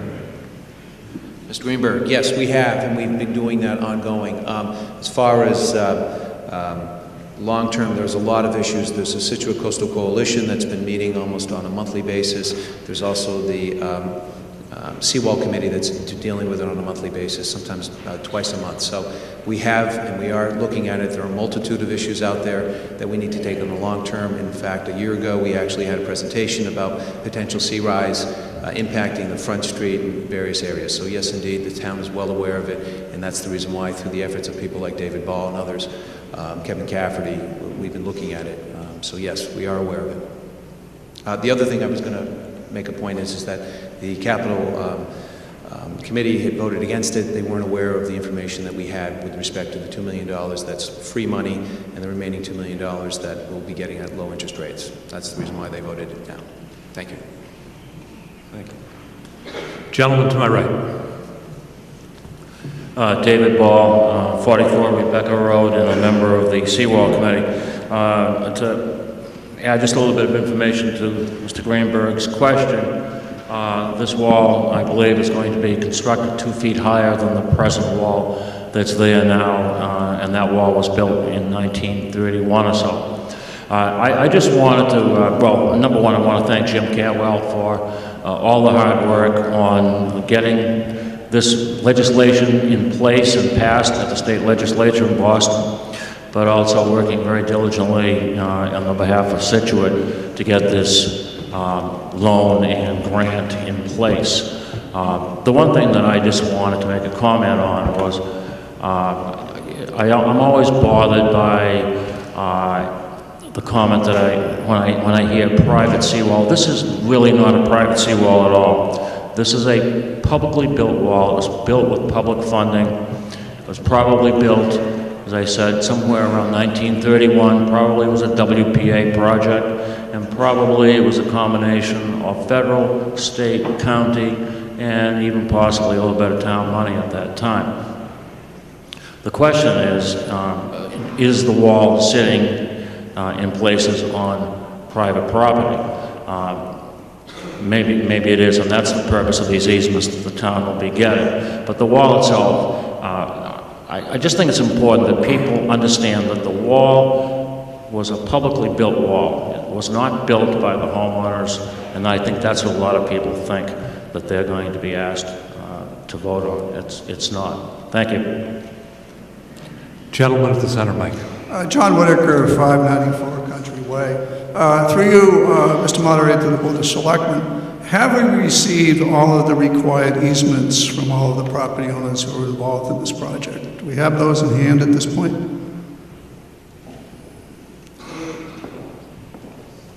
Selectman Curran. Thank you, Mr. Moderator. We don't. We are currently still in the process. We have received some, but we are still in the process of meeting with the neighbors. So at this point, we can't go forward with the project until that's done, right? Correct. We cannot commence until we have easements, and we hope to obtain those agreements. Okay.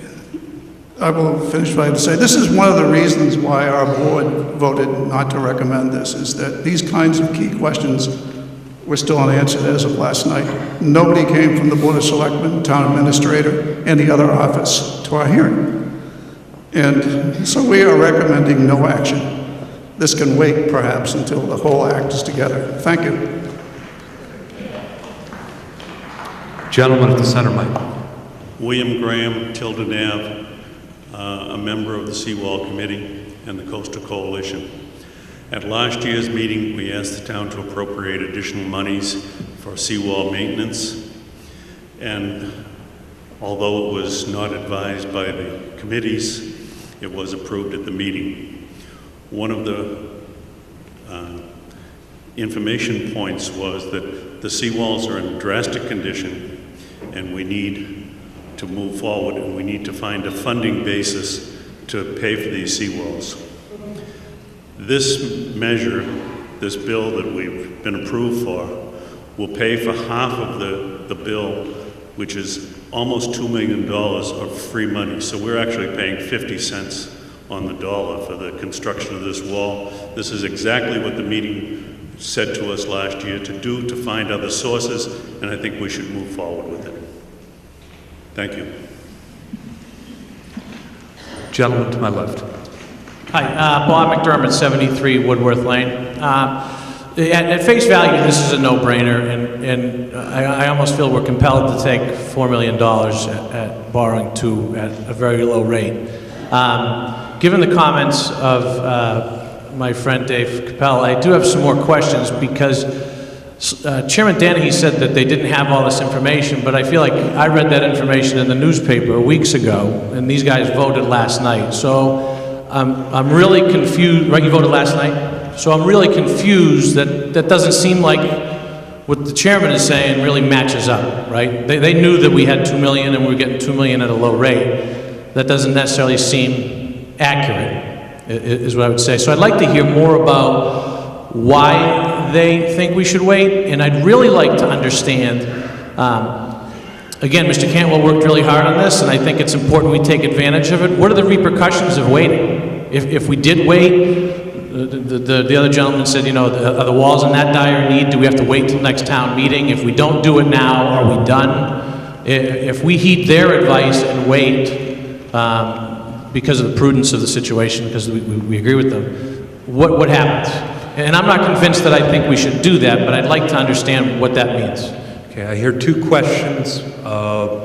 One is the Capital Planning Committee thought process, and the second one is what happens if we wait. David, I see Representative Cantwell inching towards the mic, and Jim, if you... Thank you.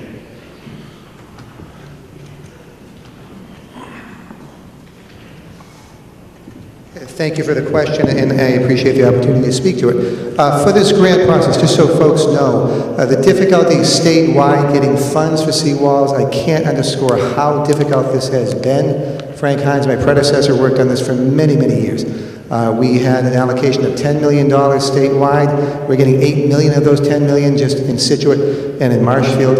If we don't take advantage of this tonight, or soon, I would be concerned that we would lose the opportunity to other towns. I can tell you there are many other towns that would like to have this opportunity.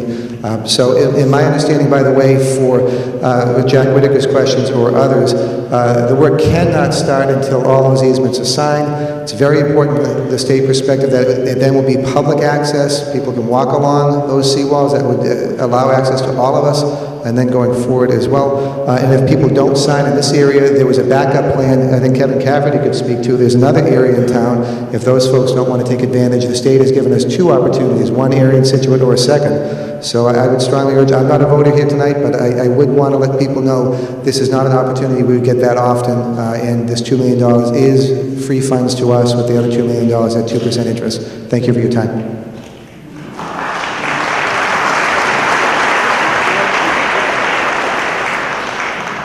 To answer the second question, then afterwards I'll recognize the lady to my right, Chairman of the Capital Planning Committee.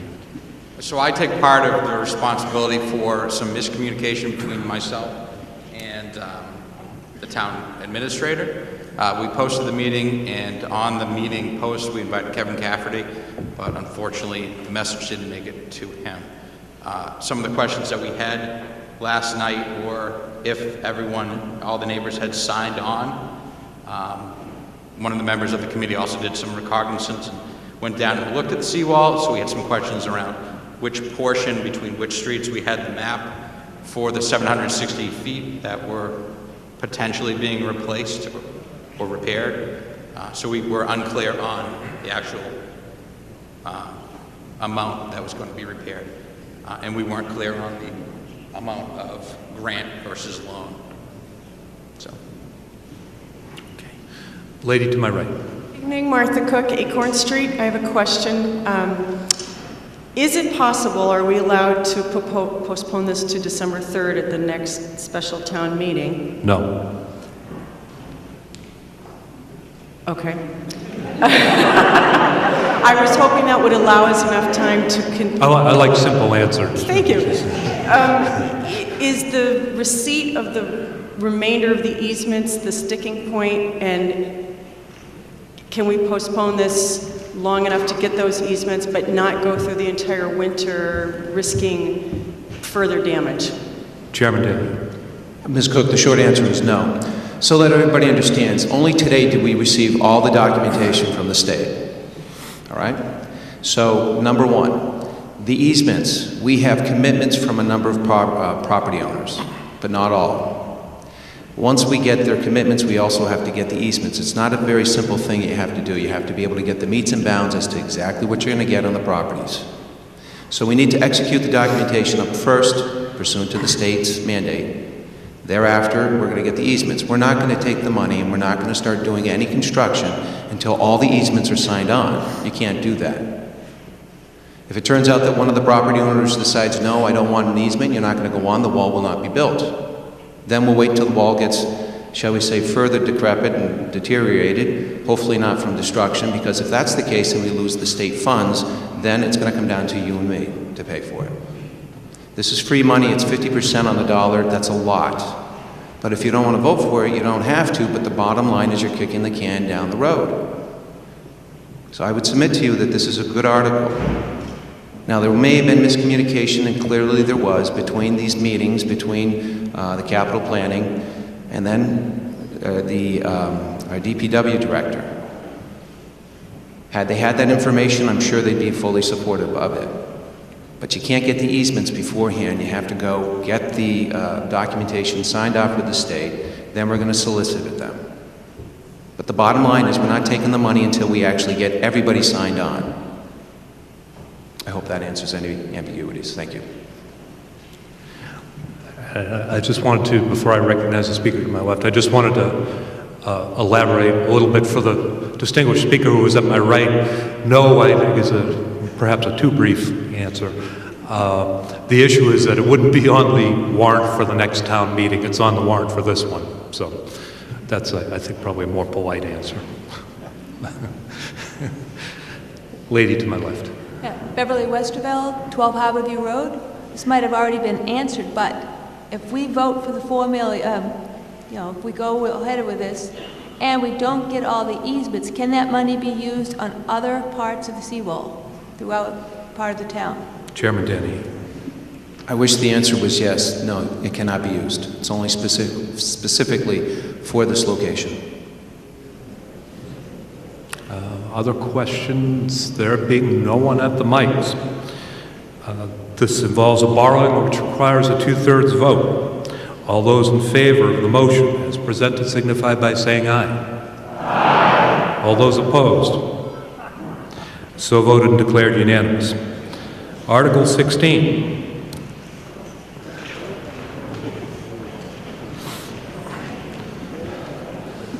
On the motion, Mr. Richard Dennis.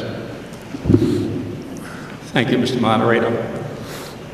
This article is to mandate that the town of Scituate, by its Board of Selectmen, will take any and all appropriate steps or actions needed to sell in an open market the property known as Pier 444, located at 44 Jericho Road, Scituate. It shall be sold for its fair market value as defined by the Superior Court of Massachusetts and is reported by 2 independent, qualified, licensed real estate appraisers, neither of which appraisers have performed any work for the town of Scituate. So the motion is moved as printed in the warrant, just so I have it for the town clerk's records. Oh. Okay, but it's been moved and seconded. Discussion. I'm happy to have this opportunity to speak from this roster because I've already met with the Board of Selectmen, had a nice meeting with them, and the advisory board, but it's really you I want to talk to. I'm very familiar with this history of this property going back to when I enjoyed it as a restaurant. Incidentally, I live at 40 Driftway, condos at Scituate Country Club, and I summered here in Scituate. as long ago as 1938. So I know Scituate well and love it. The more important history of this property deals with the imprudent move the town made when it bought the property. I'm not interested in exploring that history. When something is done that is a mistake, I'm more interested in learning what's to come. What comes next? The simple answer to that question in this matter, sell it. It was a mistake to buy it, and that mistake is aggravated by not selling it. It is one of the most valuable parcels of land in the town and will, when sold, produce an income stream for generations. The use made of it for the last 4 years is casual, in some instances pathetic, some even improper. I don't want to pursue that argument unless invited to do so. Simple answer to all the questions. Sell it. I believe Mr. Brown was a co-presenter and was going to offer further presentation. Mr. Brown. The 140 petitioners that placed this Article 16 on tonight's warrant were concerned about two things. First, broadening Scituate's tax base by increasing its taxable property.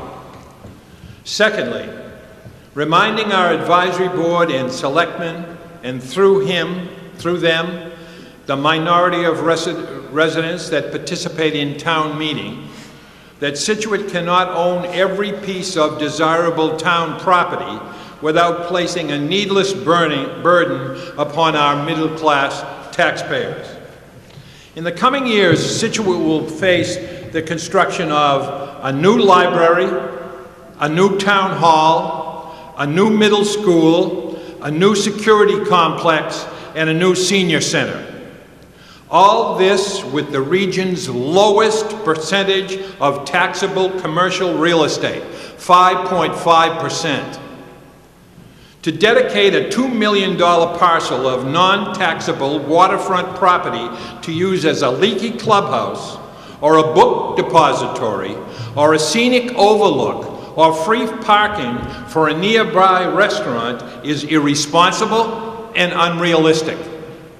Scituate's present zoning board can limit the uses of this property by enforcing the present laws or by petitioning for their change, but it must be sold. We recognize that it will be complicated for the town to rectify this expensive mistake, but the effort must be made. The taxpayers of Scituate must not be stuck with the ownership of this white elephant. Thank you.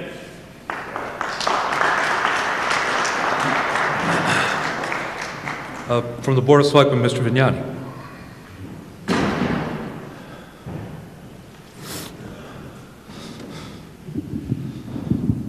Thank you, Mr. Moderator. Let me start with just a brief history on the building. Back in May of 2010, we had a town meeting that I'm sure had more people than were here today, and they did not think it was a mistake, and they voted in favor of purchasing that building. It was purchased in June of 2011 for $1.875 million. It had been on sale for several years prior to that, and nobody bought it. The property was purchased with the mitigation funds from the MBTA, and that did not affect anybody's tax bill here. But buying with those funds had some restrictions on it, some use restrictions. And the restrictions are it must be used for public use, for education and recreational stuff. This restriction is on that piece of property forever. So if we do choose to sell it to somebody, it has those same restrictions on that piece of property. And not only that, the funds that we get if we do sell the property, those funds have to go towards purchasing of another piece of property that has like use. So it's a little bit more complicated than just trying to correct a mistake as these two citizens feel. The other thing that I want to bring up is that the building actually does get quite a lot of use. There's been about 600 times since it's been repaired and opened that people are using it. Council on Aging uses it, Recreation uses it, the Fax Coalition uses it. It houses offices for our Director of Social Services and our Fax Coordinator. It's used for public events, public meetings, and private events as well, so it generates a little bit of revenue. Lastly, just so everybody here knows, this is a non-binding article, which means essentially that it's really just to get a state of the town. Passing this article does not cause or does not mean that this sale of this property needs to be pursued.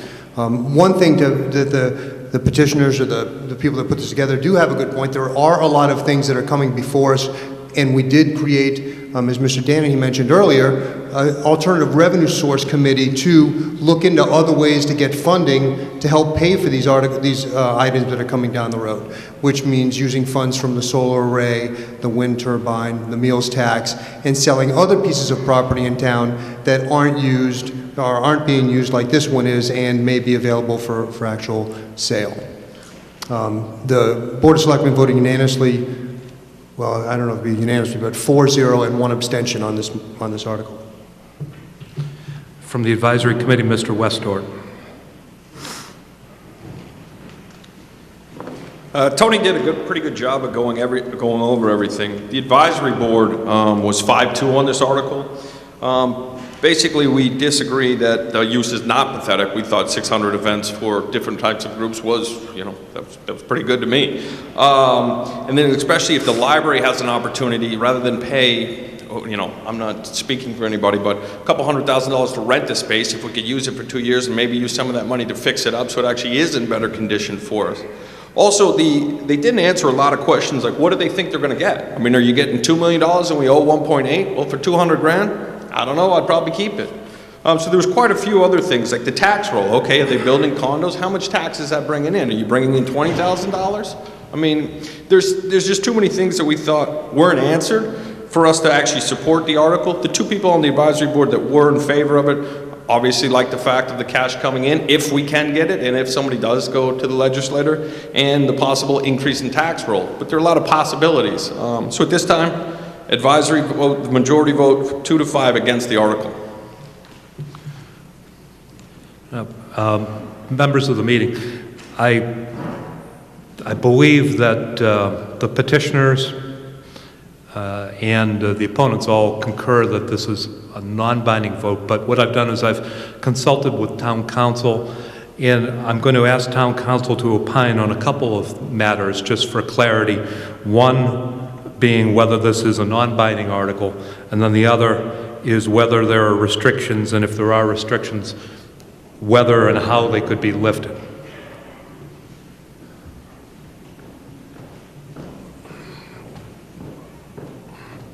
And this is for background information.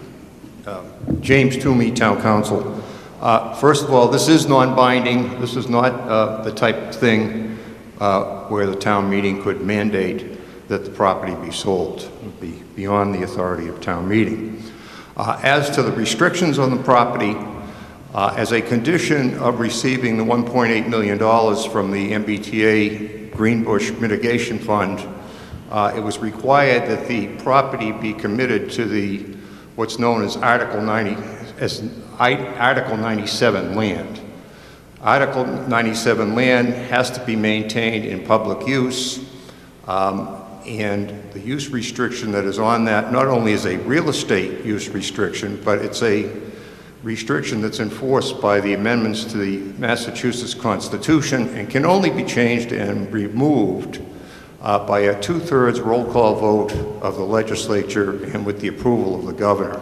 So this type of restriction can be very difficult to remove, and it's in perpetuity absent that legislative action. Thank you.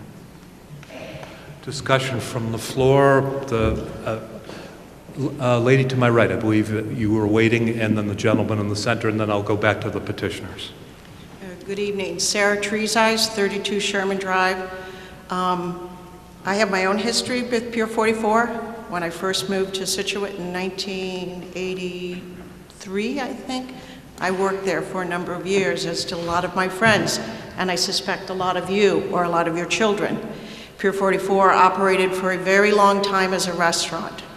Those days came to the end in 2006 when the then owner, David Pallotta, petitioned the zoning board to put up condos. One of the petitioners in this article was on the zoning board at the time. He voted in favor of putting up condos. That failed because the law in Scituate did not allow, the zoning bylaws do not allow condos at that site. And what came from that was years of litigation, in the middle of which Mr. David Pallotta, which was within his right and was within the zoning right, proposed a 9-story 40B. I don't know, I'm not going to speak. I think our town council spoke very well on the restrictions of into perpetuity, but our zoning bylaws allow two things where this property is located: residential use or 40B. You maybe could get 3 houses on that, but you could get a 9-story 40B. And if you don't think the town could prevent that, let me tell you about Herring Brook, which is just down on 3A. I'm not only the I'm going to rule you out of order. We're not going to talk about Herring Brook down on 3A. Okay, I'll move it on So then. we'll move on to your next subject. The point is that, to let you know that I am the current chair of the Scituate ZBA. We can't structure what you'd like us to structure each and every time. We could not necessarily prevent a 40B from being constructed on this site. There are restrictions on this property. There is no guarantee, and I think it's next to impossible that the tax base is going to increase. This is a piece of property that is valuable, and once it's gone, it's gone. You may dream of what, the petitioners dream of what they could do for it, but it's unrealistic. You heard it from town council. You may not believe any of the rest of us, but town council is there to tell you what the law says about the use of this property. It can't be changed. It won't be changed. And if it is, you may be facing a 9-story building down at the end of Jericho Road. And if that's what you want, then vote this article.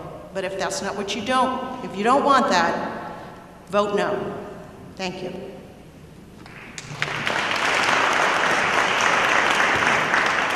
Gentleman at the center mic. Yeah, Peter Gately, 27 Circuit Avenue. Because of the odd nature, the geography of the town, a lot of people don't go near the harbor. For those of you who don't go near the harbor, I want to tell you that we own a falling down dump. Something has to be done with this property. I understand the restrictions. I also understand that the Economic Development Commission that we just paid for calls it an underutilized property. It is very much underutilized. If we could get something small, 8, 10 units built there, not only would it be bringing taxes to the town, but it would be bringing people who would shop in the harbor. The harbor, the presently constituted, you could fire a cannon down the middle of it in February and March and not hit anything. So I am very much in favor. I understand the requirements that were put when we bought this property. I don't think a lot of people knew the requirements that were there when we bought this property. I understand the difficulties that would be involved in getting it back on the property tax base, but I really think that it's something the town should look into, at least by having some kind of committee to see if we can do something with this. I do not consider it totally utilized, as you're saying, 600 events. I went by there today about 2 o'clock. There were 6 cars. That's unusual, 6 cars. And they were having a yoga class. That apparently counts as one of the 600. So I really think we need to look into this. Thank you.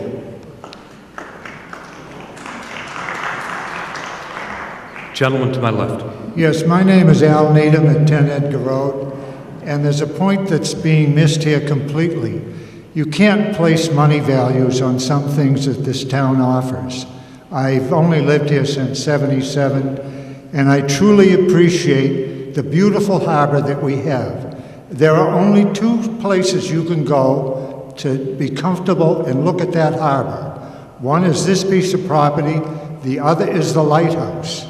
These people have no appreciation whatsoever for what makes Scituate one of the most beautiful towns on the coast. Thank you.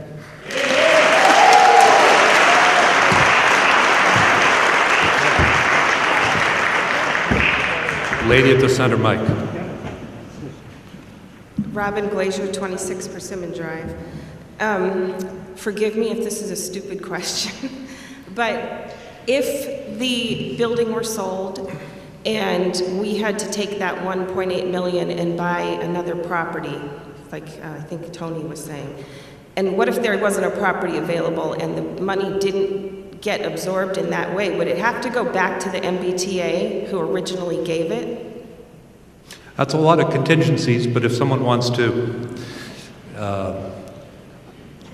answer whether, Jim, town council. It wasn't a stupid question either. It's a good question. You would not be able to be in a situation where you'd have that 1.8 million and couldn't identify another property, because the state would not release this from the Article 97 restriction unless you would come up with a comparable piece of property, both in terms of value and open space conservation access. They wouldn't pass the legislation.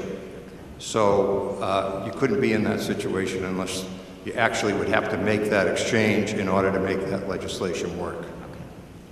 Can I just make one more comment? Of course. I happen to be a Girl Scout leader in town, and we use that building sometimes, and the girls have tea parties with the senior citizens, and I don't think it's a dump. I don't think they think it's a dump.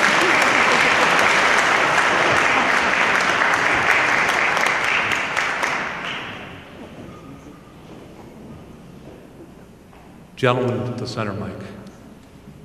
Thank you. My name is Gil LeBonville. I live on Beaver Dam Road.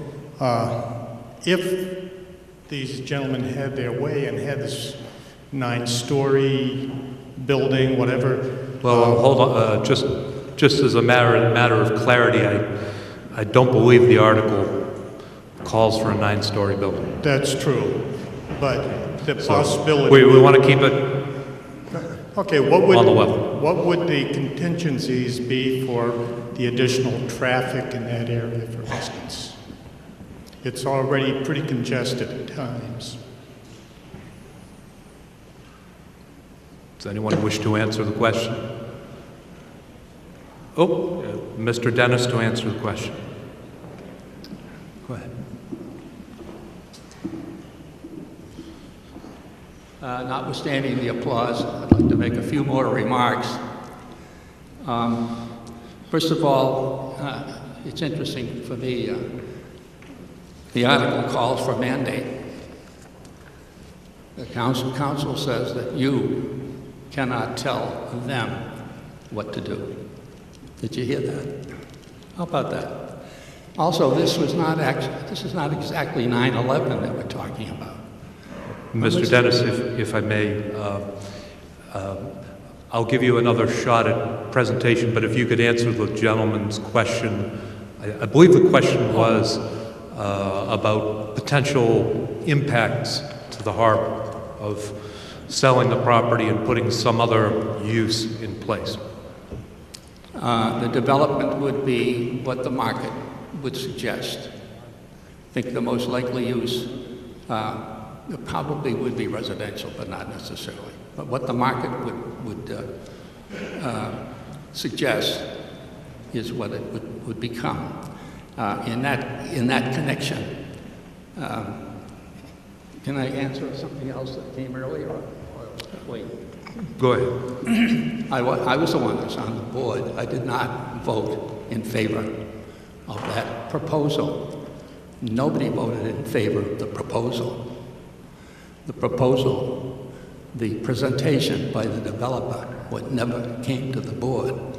The board voted to say that that developer had no standing. And I have voted against the board preventing it from coming to the board for a later decision. But I never voted in favor of anything like that, nor did anybody on the board. That was one statement that was made earlier. I and my associate, Matt Brown, have no interest personally in this property whatsoever. What I'm here for, speaking for myself, is to make you citizens alert. I hear the selectman muttering about me allowing Mr. Dennis to speak on this. Just so you understand, the gentleman's character has been questioned, so I'm allowing him the opportunity to address that. Go ahead. Did I challenge something? No, go ahead. Go ahead. I didn't think I did. So I'm surprised at how much opposition there is for this. This is a simple little matter. They made a mistake in buying it, trust me, and they should sell it now. The money that it will bring in will overcome the other casual uses that are being used there now. It's really a shame. Lady to my left. Ann Burbine, 10 Pennycrest Road. I move the question. It's been moved. Is there a second? Moved and seconded. Motion to terminate debate requires a 2/3 vote. All those in favor of terminating debate signify by saying aye. Aye. All those opposed? So voted and declared unanimous. We now come to the question. The motion before you is to move to approve the article as printed in the warrant. A brief discussion on my part here. If I treat this purely as a resolution, it would require a majority vote. I intend to treat this as an authorization for the Board of Selectmen to seek the authority to convey this property should they, in their discretion, so choose. That would require a 2/3 vote. 2/3 will be the quantum of vote. All those in favor of the motion, as printed in the warrant, signify by saying aye. Aye. All those opposed? No. The motion is defeated. I'll accept a motion to adjourn the meeting.